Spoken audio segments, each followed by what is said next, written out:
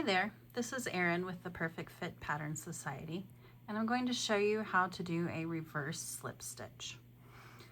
So what I've done here is I've done 4 rows of crochet in the round.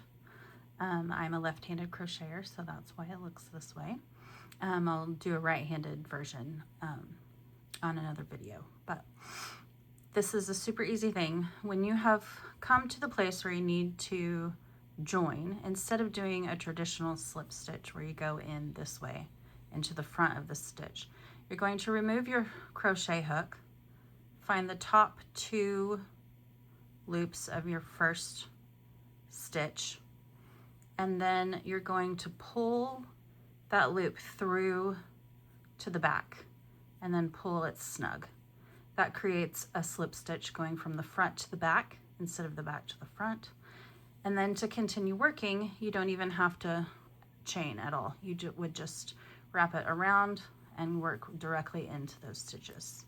So I will work around here so that you can see it one more time. So I've just done a few stitches in a row, 5 here, and then I chained in order to get around quickly. So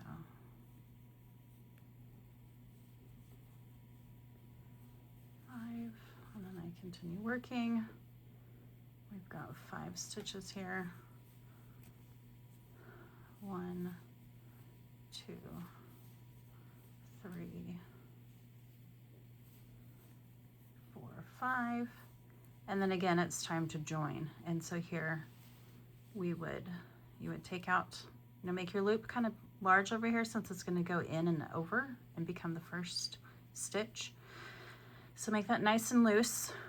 Find your 2 stitches. They're going to fall to the back because of the way the join works. So you kind of have to look over to find those 2. Pull your loop through the top 2 loops. Whoops, that didn't work. Try it again for you. Okay, find the 2 loops. Pull it through to the back, pull it tight, and there you have a reverse slip stitch. It's nice because it continues the row without there being a huge noticeable seam, and then on the inside it does actually make a quite pretty seam right there. So that is how you work the reverse slip stitch.